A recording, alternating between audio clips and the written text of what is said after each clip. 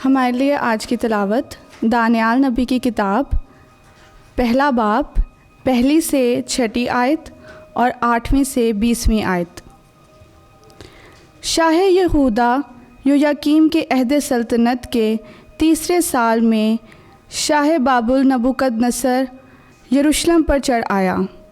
اور اس کا محاصرہ کر لیا، اور خداوند نے شاہ یہودا یویاکیم کو اور خدا کے گھر کے بعض ظروف کو اس کے ہاتھ میں کر دیا، تو وہ انہیں شنار کے سرزمین میں اپنے معبود کے گھر میں لے گیا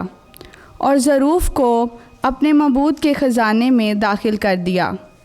اور بادشاہ نے اپنے خواجہ سروں کے سردار اشفنس کو حکم دیا کہ بنی اسرائیل میں سے بعض شاہی نسل اور شرفا میں سے بعض کو حاضر کرے، ہاں ایسے نوجوانوں کو جن میں کوئی عیب نہ ہو، خوبصورت اور تمام حکمت میں ہنرمند اور علم میں ماہر اور ہر طرح سے دانشور، جن میں یہ لیاقت ہو کہ شاہی قصر میں خدمت کرنے کے لیے حاضر رہیں، اور وہ انہیں کلدانیوں کی طرز کتابت اور ان کی زبان کی تعلیم دے۔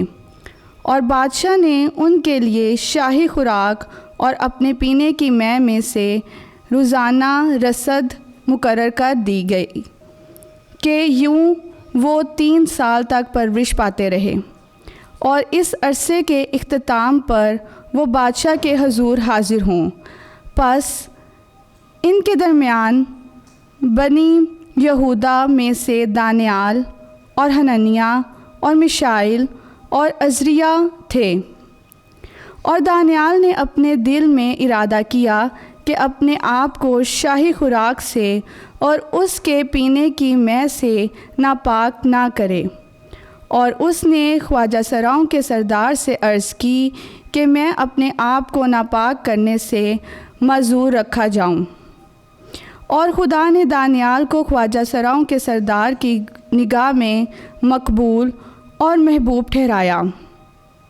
تو خواجہ سراؤں کے سردار نے دانیال سے کہا کہ میں اپنے آقا بادشاہ سے ڈرتا ہوں، جس نے تمہارے لیے کھانا اور پینا مقرر کیا ہے۔ اگر وہ تمہارے چہروں کو تمہارے ہم عمر جوانوں سے دبلا دیکھے گا تو تم میرے سر کو بادشاہ کے سامنے خطرے میں ڈال دو گے۔ تب دانیال نے اس دروغے سے کہ جسے خواجہ سراؤں کے سردار نے دانیال اور حننیہ اور میشائیل اور عزریہ پر مقرر کیا تھا، کہا کہ 10 دن تک تو اپنے خادموں کا امتحان کر اور ہمیں کھانے کو ساگ پات اور پینے کو پانی دے، پھر تیرے سامنے ہمارے چہرے دیکھے جائیں اور ان جوانوں کے بھی جو شاہی کھانا کھاتے رہے۔ تب جیسا تو مناسب سمجھے اپنے خادموں سے ویسا ہی سلوک کر۔ چنانچہ اس نے ان کی یہ بات قبول کی اور 10 دن تک انہیں آزمایا، اور 10 دن کے بعد ان کے چہرے ان تمام جوانوں کی بنسبت جو شاہی کھانا کھاتے تھے زیادہ خوشنما اور تازہ نظر آئے۔ تب دروغے نے وہ خوراک اور مے جو ان کے کھانے پینے کے لیے تھی موقوف کر دی اور انہیں ساگ پات ہی کھانے دیا۔ پس خدا نے ان 4 نوجوانوں کو ہر طرح کی کتابت میں معرفت اور مہارت عطا کی اور انہیں حکمت بخشی، اور علاوہ اس کے اس نے دانیال کو ہر طرح کی رویا اور خواب میں بھی فہم بخشا۔ اور جب بادشاہ کے حکم کے مطابق ان کے حاضر ہونے تک کے دن تمام ہو گئے تو خواجہ سراؤں کے سردار نے انہیں نبوکدنصر کے سامنے حاضر کیا، اور بادشاہ نے ان سے گفتگو کی، تو ان سب میں سے